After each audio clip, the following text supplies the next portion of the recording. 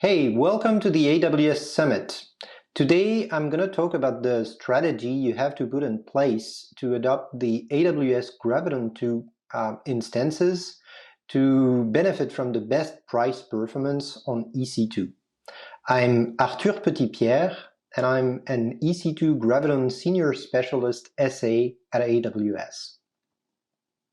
So we announced the Graviton 2 based instances a little bit more than a year and a half ago now at reInvent 2019. Andy was on stage and he announced 3 different families powered by a new version of the Graviton processor, the Graviton 2. So we released the year before a first generation of ARM64 based processors. The first generation of the Graviton processor, which was powering our A1 instances, was the first ARM processor to be added to EC2 on AWS.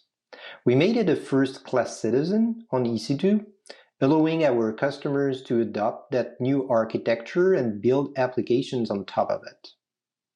And now we have introduced the Graviton 2 processor, which is a massive leap forward compared to the previous generation.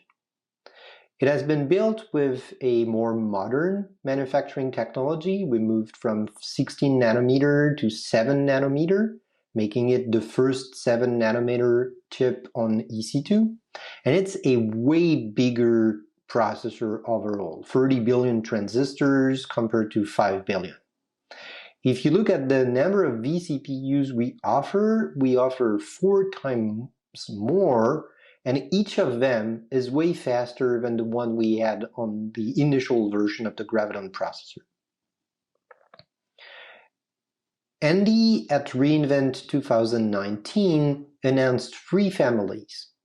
In the meantime, we have released a couple more. So today, we have 5 different families available. We have the 3 general purpose families, the M6G, C6G, and R6G, which comes with a size similar and a memory to CPU ratio similar to our M5, C5, and R5 Intel-based instances. And we've recently introduced the T4G, which is our first burstable instance based on the Graviton 2 processor. And more recently, we've introduced the C6GN at reInvent 2020, which is a variant of the C6G with an added network bandwidth, up to 100 gigabit of network bandwidth. All those instances are available now in most of our regions. We have deployed them almost everywhere now. And the M6G, C6G, and R6G are also available with variants with internal disks. All those instances also have metal version, so versions where we removed the hypervisor, so you have direct access to the entire system with a bare metal operating system. And we will soon also release the metal version for the C6GN instances.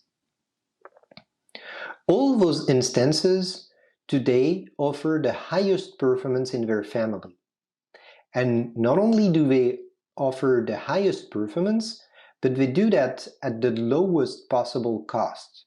They are 20% lower cost compared to Intel-based instances for the same size in their families. Overall, they tend to be up to 40% better from a price-performance standpoint compared to instances in the same sizes and families with different processors. So today, they're the best price performance that we have in our portfolio in their instance families. We also have managed services based on the Graviton 2 processor. The first one we introduced was Amazon ElastiCache. ElastiCache on Graviton 2 processors is up to 45% better from a price performance standpoint compared to previous generation instances, And we were so confident when we released it that we even made the Graviton 2 instances the default choice for Amazon Elasticache on AWS. We've also released Amazon RDS for Graviton 2 based instances with up to 40% performance improvement and up to 52% price performance improvement. They are available for Postgres, MariaDB, and MySQL. I've also prepared a slide to mention the Amazon Aurora preview, and just while I was preparing it, we released it. So you can now also use Amazon Aurora in its Postgres and its MySQL version on Aurora. Another managed service that we released for with the Graviton 2 based instances is Amazon EMR, which provides up to 35% lower cost and up to 15% better performance for Spark workloads on Graviton 2 based instances. And now let's talk a little bit about performance on the Graviton 2 processors and the Graviton 2 based instances. So usually when a vendor releases a processor, one of the first things they run is the spec CPU benchmark, which is an industry standard and a pretty CPU intensive benchmark. There are two versions for that benchmark. One is testing the integer performance ability of the processor, and the other one is testing the floating point performance. So for the integer part, when comparing an M6G to an M5 instance on a fully loaded system, you get 44 better performance on the M6G instance. And when doing the same benchmark for the floating point version, you get 24% better performance on M6G compared to M5. Now let's have a look at more of a real use case, something that would not be a pure benchmark running on Graviton 2 based instances. So here's a use case with Memcached. So the system under test is the Memcached daemon, and we have load generators that are going to launch requests against the system under test. When comparing M5 to M6G on that system, so running on a M6G 4x large, we can see up to 43% better throughput on the M6G compared to the M5. And not only the throughput is better, but we also noticed that the latency is better, and particularly the latency under load is way better on M6G compared to M5. The performance is something, but customers are more and more concerned about how much energy we consume to run our data centers. Here, the Graviton 2 processor is also a huge improvement compared to the previous generation of processors that we used to install in our EC2 instances.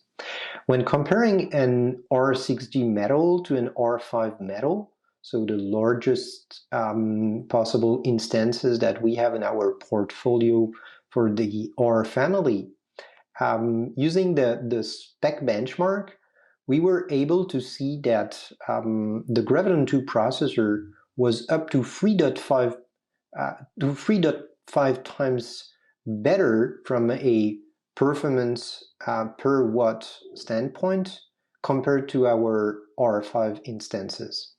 So it consumes less power, it allows us to build higher density racks, it lowers the costs, and it lowers the carbon footprint of those instances. So as a summary, it's cheaper, it's faster. So where do we start? So let me introduce you how you could make a migration plan to take your existing workloads running on the x86 architecture, be it on AWS or somewhere else, and re-architecture that or migrate that to Graviton 2 based instances. So the first step is going to be choosing a workload, and I'm going to help you with that. The second step is learn about what it means to move to the ARM64 architecture on Graviton 2. The third step is going to be to list your dependencies and check that they are all fulfilled on the ARM64 architecture. Then we will build an environment, bootstrap the application, test and debug it, do some performance tests, update the infrastructure to benefit entirely from the Graviton 2 based instances, and finally deploy in production before enjoying.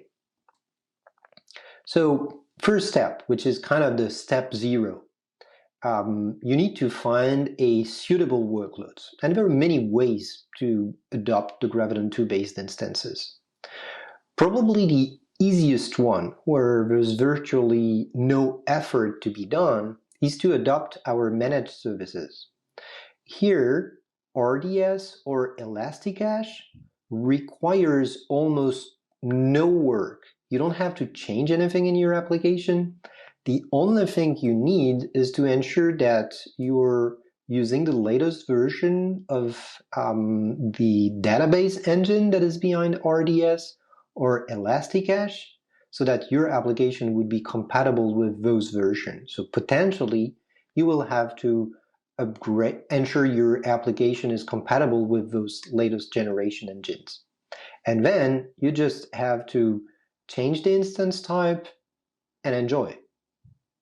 Another rather easy migration is to adopt EMR. Typically, it just works. You just have to pay attention to potential GNI modules that are embedded in your Java application, or if you're using Python, some of the Python modules are written using lower level languages like C or C++, and you might have to regenerate those to benefit from the ARM64 architecture. Then there's the category of the quite easy migration. Everything that would run on Linux, written in a high-level language, you just have to pick up an ARM64 AMI, install your application. If it's in containers, that's potentially even simpler. You just have to regenerate your image for the ARM64 architecture. And same as EMR, you just have to pay attention to some of the potential modules, either GNI modules if your application is written in Java, or Python native modules, that kind of stuff. But otherwise, that's going to be pretty simple. Slightly more involved, any workload that would be running on Linux written in low-level languages. Here, same thing, you have to start from an ARM64 AMI, but you will have to recompile your application. And most of the time that's going to be fine, just have to check a couple stuff, unless there is intrinsics or assembly, which will have to be ported. Another category of workloads that is worth looking at when thinking about a Graviton migration is migrating a Microsoft Windows workload using .NET. If you can migrate to .NET Core, that will run on Linux, and even better, that will run on Linux plus ARM64. So not only you will enjoy the benefit of no longer having to pay for licenses, but it's going to run on Linux, and you will enjoy the benefit of running on lower cost instances on Graviton 2. And then there's a final category that we can't do yet, which is running on Windows on Graviton 2. So next step, what should you know before you start the migration? A good entry point is our Getting Started guide on GitHub. The URL is displayed on the screen. It's always a good idea to have a look at that one. We update it regularly, and it contains many information about what you can do and what you should do on Graviton 2 based instances. It covers many languages and libraries, and each time we find something where you need a tips or you need to learn a trick that would be specific to the architecture, we will be listing it on the Getting Started guide. If you are a software vendor, we got you covered too. We wrote a white paper for the software vendors that you can access at the URL that is on your screen, and it provides ISV with kind of a roadmap to evaluate whether Graviton 2 is suitable for your workloads and gives you a checklist to build a project plan. It describes most of the common use cases and helps you build a strategy for adoption. Once you know everything about Graviton 2 based instances and what it means to change an application, and you know which application you're going to be migrating, you can start to really have a deeper look at it.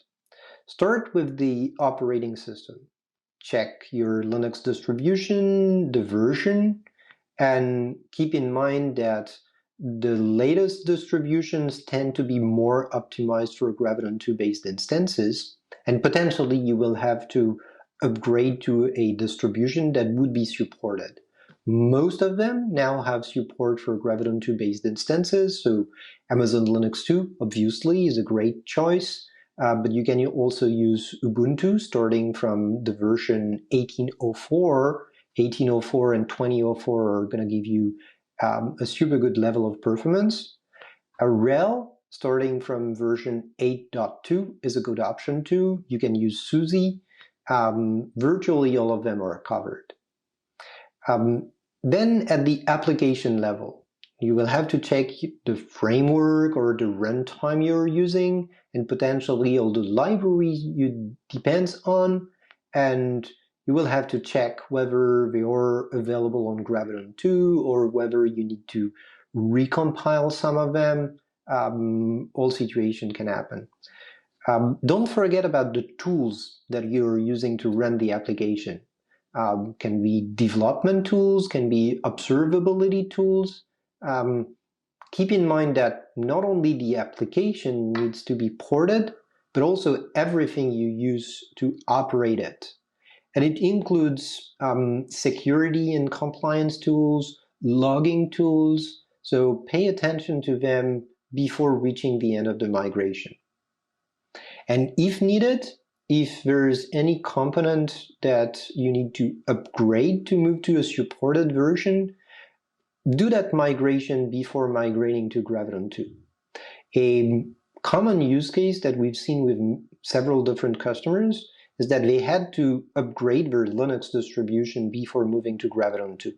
And the feedback was usually that moving to a more recent version of their Linux distribution was actually more work than moving to Graviton once they had done this upgrade. Once you know all your dependencies, then it's time to really get hands-on. You can start by launching a Graviton 2 based instance, and here you have to know that the T4G has a free tier, so you can use the T4G.micro, which has a free tier until the end of June this year. And once you have an instance, you can install all your application dependencies. Here there are some language-specific considerations that we covered extensively at reInvent this year in a session. There's a link to the session on your screen right now. Don't hesitate to have a look to that one. We covered Java, we covered Go, C, C++, and many others. That's a good source of information. And then install and build your application. If the application is in containers, the container will require an ARM64 version of the container. And here, multi-architecture is definitely a best practice. So you really should consider generating not only an ARM64 version of your containers, but also a x86 side by side with the ARM64 version. Amazon ECS and Amazon EKS are fully supporting the Graviton 2 based instances, and you can even have mixed architecture in your clusters with node groups of x86 hosts and of ARM64 hosts. Once your application is deployed, once you have solved all the potential issues with recompiling it or installing all its dependencies, it's time to test, debug, and check the performances. A new architecture can trigger new bugs. The memory model on the ARM64 architecture is slightly different from the x86 architecture, so that can be a source. But usually all of those low-level bugs has been taken care of at the operating system level or at the framework level, and you should not be seeing them often. Perform the usual range of tests, your unit tests, your acceptance tests, so that you ensure that everything is going well before moving anything in production. We would also recommend to do some performance tests to compare what you used to have on the x86 architecture with what you will have now on the ARM64 architecture. There are a couple considerations here.